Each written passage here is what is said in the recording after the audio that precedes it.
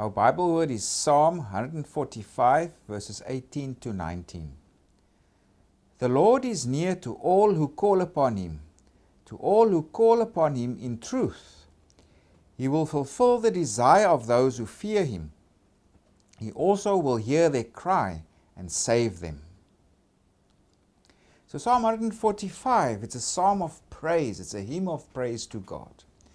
And of course, the main genres of psalms or subgenres is, for example, psalms of lament, where the psalmist pours out his heart to God. God, I need you, or I'm in danger, please help me. Or there's psalms of praise, like Psalm 145, where God is just praised.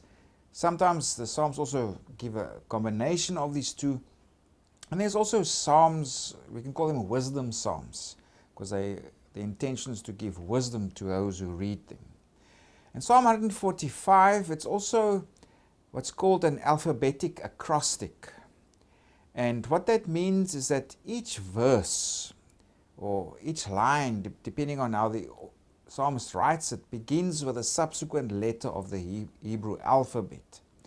And if we look there's the Hebrew alphabet, and you read Hebrew from right to left. So in the top right hand corner there's Aleph, and then there's Bet, and then there's Gimel. So if you learn Hebrew, you don't learn your ABC, but your ABG.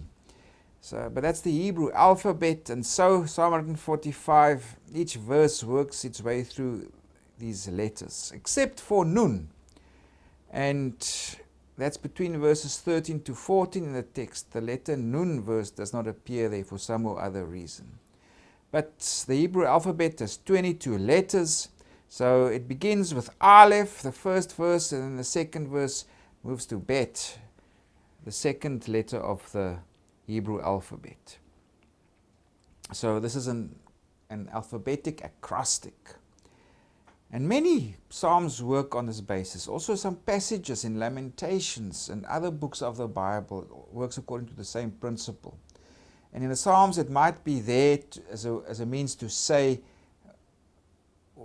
as a help to memorize the psalm, you follow the letter alphabetically, or it was a symbolic way of saying if you cover the alphabet from A to Z, so to speak, but in Hebrew, the Hebrew alphabet, you cover everything that needs to be covered, everything from the beginning to the end.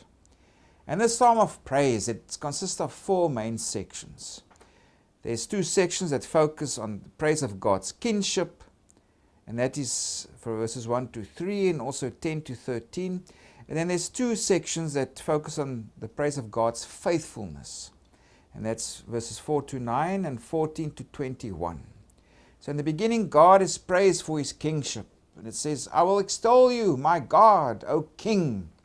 God is celebrated as King. And then for His faithfulness, it speaks about how the memory of God or the knowledge of God will be passed on from generation to generation. And that God showers all of creation with mercy. He's faithful to what He's doing. Then again, there's a celebration of God's kingship. It speaks of God's majesty, the glory of His kingdom, etc. And now our immediate textual unit again is where God is praised for His faithfulness. And God is praised for His faithfulness because it is evidenced by His acts of restoration. He restores people, and also He gives provision. He gives people what they need. If we start there in verse 14, the Lord upholds all who fall, and raises up all who are bowed down. The eyes of all look expectantly to you, and you give them their food in due season. So it's about God. He's the provider, and also He's the restorer. He lifts people up if they've fallen down. And God's faithfulness to His creation also comes to the fore in our more immediate textual unit. Just before in verse 17, God is described as righteous. He's full of mercy. This is the nature of God. And now if we come to our Bible word, the Lord is near to all who call upon Him. To all who call upon Him in truth. He will fulfill the desire of those who fear Him. He also will hear their cry and save them. Also in verse 19 it says, He will fulfill the desire of those who fear him. He will also hear their cry and save them. So there are three groups of people that are referred to here. It's those who call on him, it's those who fear him, and those who love him.